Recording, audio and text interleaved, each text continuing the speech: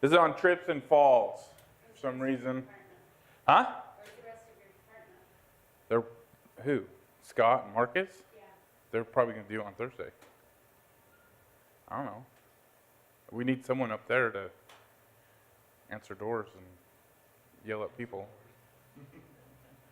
Okay. Slip, trips, and falls prevention. Whoa. Is that better? All right. These are just little things that, things could happen. I know it's silly, but like a camel on someone's head, a plane hitting a balloon. I think this is a little old. I just stole this off the internet, so I'm not sure exactly what. So, all right. So it is no laughing matter. Teacher falls if he walks into the backboard and the student asks, "Have a good trip." I thought that was pretty funny, actually. So the jokes are familiar. So, and I think this is a little old, so some of the numbers are going to be a little not as current. So falls to the same level. Falls to the same level are one of the most common causes of injuries on the job. So what is a fall to the same level? What's that? Anybody know what that is? The same level? From your feet to your face. Basically, yes. So that's a trip over a chair, over some books. So you're on that same level and you fall on the same level. So that's one of the biggest causes of injuries. Okay, slip, trips, and falls, STF. That was pretty cool. Let me just call it that. Can occur in any part of the workplace, whether inside or out, may result in serious injury, significant cost to both the worker and the employer. So here's a couple things that can happen.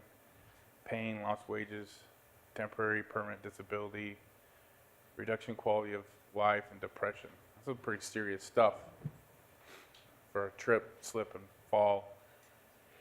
And then the impact to the employer.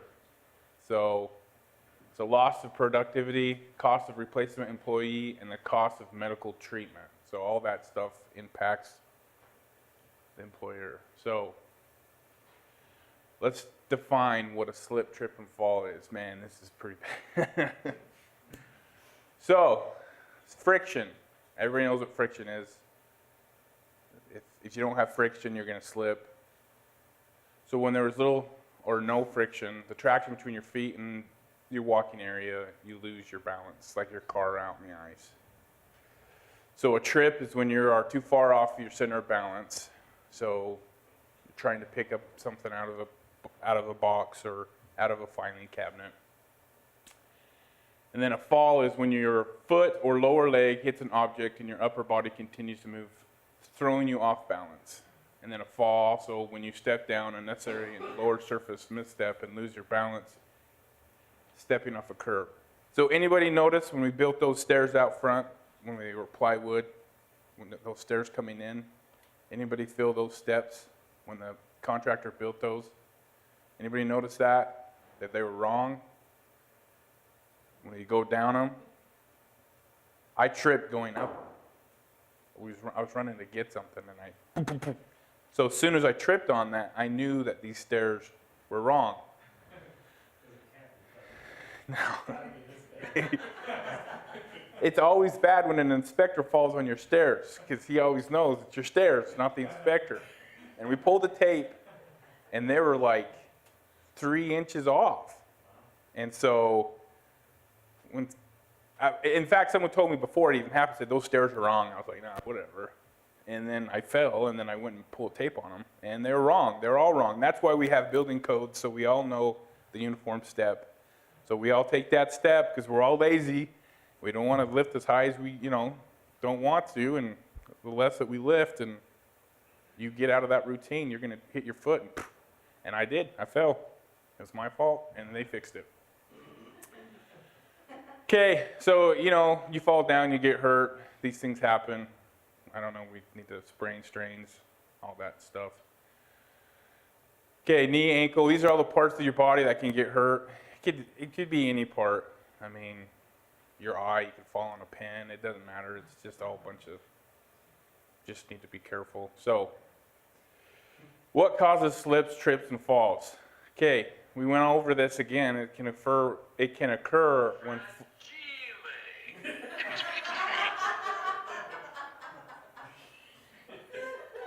That's right. You come here for a show, and I'm gonna give it to you. Did you time that, or? Thanks, Keith. I appreciate that, man. You guys. That was good. Now I gotta put it on a vibrate. I can ignore that. IT. I'm not gonna go over anything else again, Keith, so.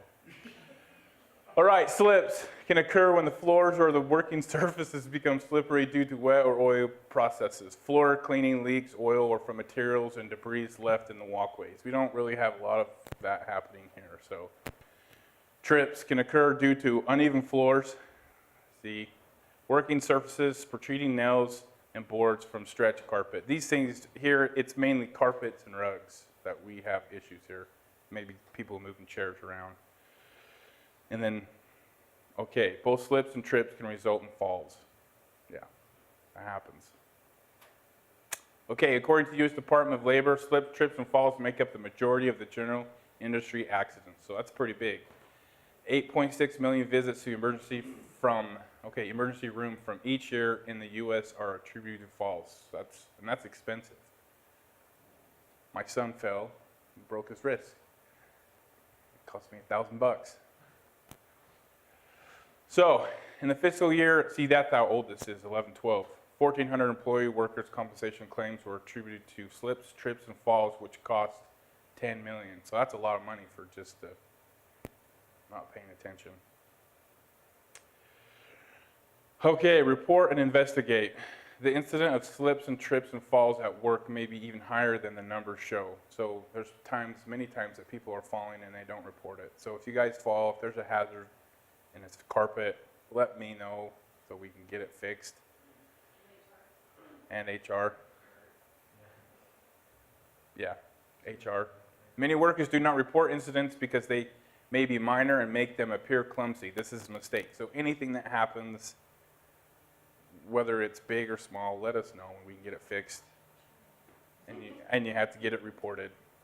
So minor incidents that are reported may be clues to troublesome areas that need repairs and may prevent a major incident from occurring. So if something keeps getting worse and worse and worse and nobody reports it, it could really hurt someone. Okay, factors increasing the risk, not paying attention. Everybody's looking at their stupid phone and they're not walking. They're walking and looking, and then they fall. And then clutter. I don't know of anybody's office that looks like that. Well, I do know someone. But that is a bad office, I tell you. Look at that computer. That's a Mac, right? That's an old Apple. Okay. All right. Safety reminders. Supervisors should stress these simple safety reminders. If you drop it, pick it up. If you spill it, wipe it up. Go where you're looking and look where you're going. So just try. It's easy to say that, but you get in your routine and you're not paying attention. I've done it all the time. Okay. Take control of your environment. To further reduce risk falls, employees should ensure that aisles are clear, floors are clean. Yeah, a lot of times people will call me about things that if they could just take a second and fix the problem, it would avoid anybody else being hurt. So if you can fix it, fix it. If not, we'll come and get it taken care of. So take an active responsibility and do something. Signs are present to warn of slippery areas. We have a couple signs, but really everything here's carpet. It'd only be in the bathrooms that would be slippy. They wear shoes with good support and slip-resistant soles. Cabinets and drawers are closed. Guests get the assistance they need. I don't know what that has to do with. I don't know where they're going, I guess. Ever stand on a chair, table, or surface with wheels? Okay. Housekeeping. Workplaces shall be kept clean, orderly, and sanitary. Yeah, we don't want any unsanitary offices, so. Workroom floor shall be maintained as clean and dry as possible. I mean, this is really, I think, for more of an industry. Here at office space, it's not really, someone spills a soda pop, that's where it can cause a problem. OSHA regulations. Housekeeping. Closed file well, a lot of our cabinets now, you can only open one without opening another one. Report cables, wires that cross walkway. Really, there shouldn't be any at all. They need to be removed. Keep work areas and walkways well lit and clear. Report burned out bulbs. Be aware of your surroundings and correct any perceived hazard. So, yeah, these are some things that you don't do. Don't use weights or anything to, I mean, right there, that door right there, it shouldn't be open like that because it's a hazard, and it's because this building's so old. The only way to fix that is rip the whole jamb out and tear the door off. So, because the door needs to be open the way of traffic and also this way of traffic. That you don't see that in new buildings because that was a hazard. And so now things like that get fixed. But when we're in an old building like this, we have hazards like this. So we have to make sure we are aware of our surroundings. So don't use chairs to block doors. Place chairs in dangerous areas. All right. I mean, downstairs we have 3 chairs. Excuse me, right in front of a fire hose. Gotta go get them moved.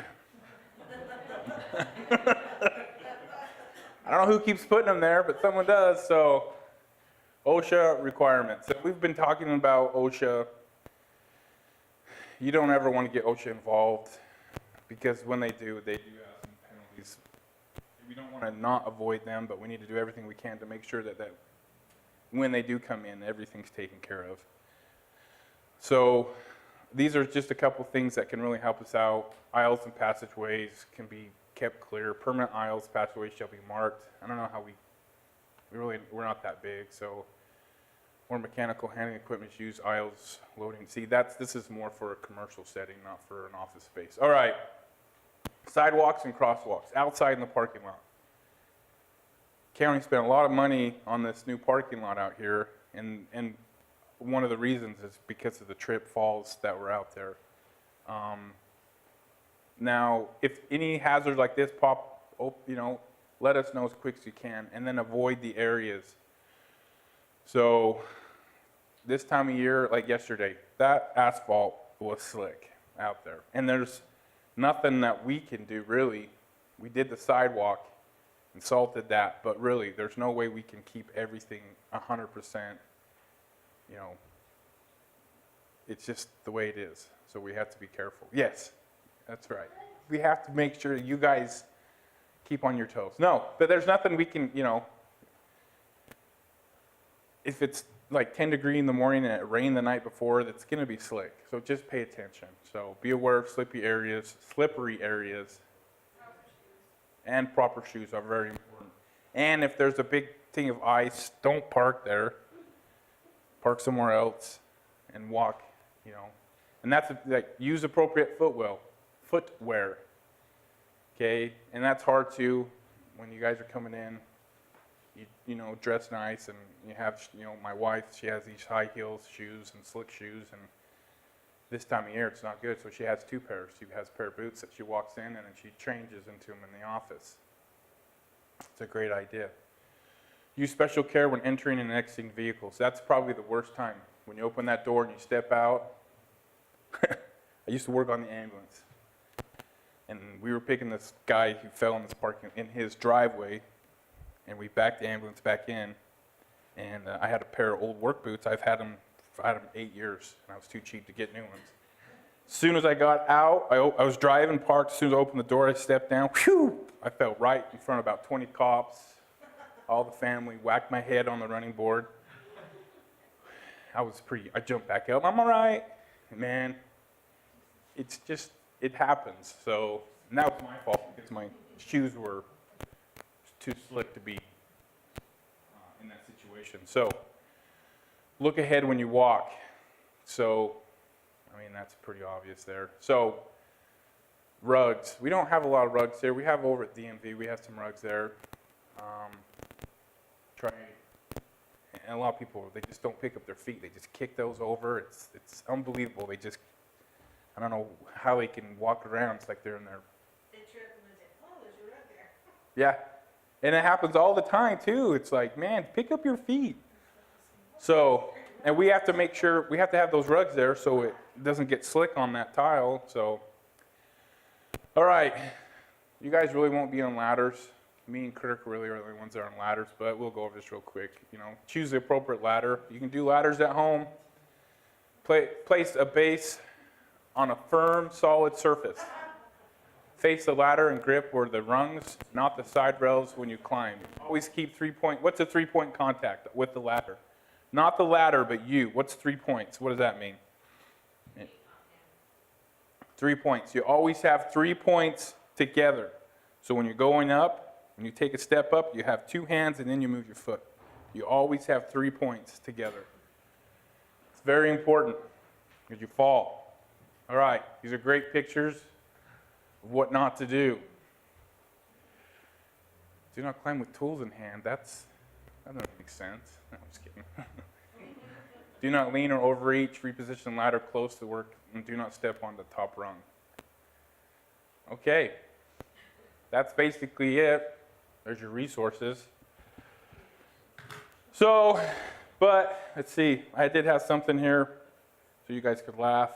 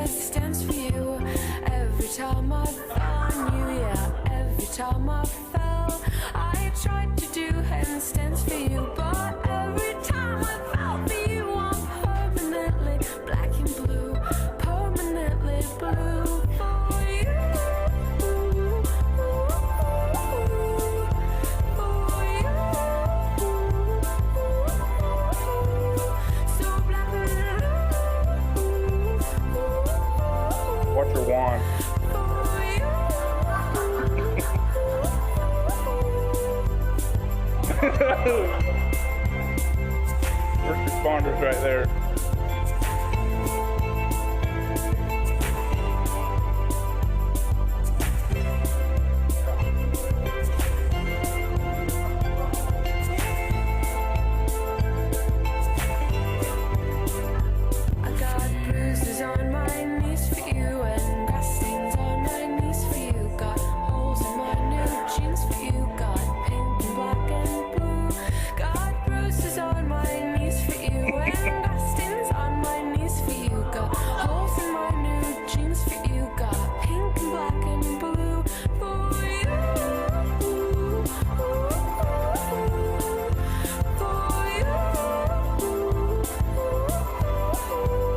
So black and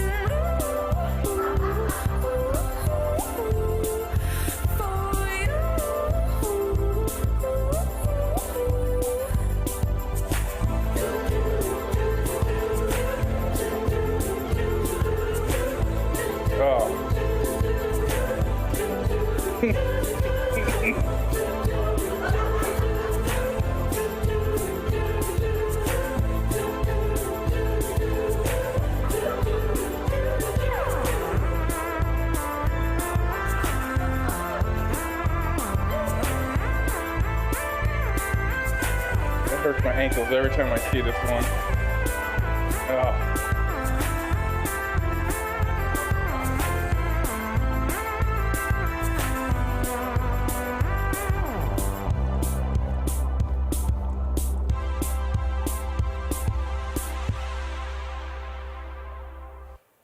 All right, any questions? What, Mitch? No, it just seems like this time of year, ice outside on the sidewalks and stuff. Is there any way anything we can do to help? Like, obviously you guys get here earlier than most of us, but. Yeah, just so you know, the inmates, they come here when it snows. They come and do this facility. So they get here before we get here. We get here at 7, and it's usually done by then. So we try and hit that. The problem is throughout the day when we both have to go do inspections and then it snows, we're not here to do that. So that's why we have the inmates. Hopefully they come here. But let us know if it gets slick or there's an area. We can do that. Me and Kirk, we take care of the DMV Justice Center. But really, it's really, when it's a long storm, it's hard for us to keep, because we also have to go do our normal work, so it's hard for us to come back. But let us know if you see an area that's slick, we can come out there.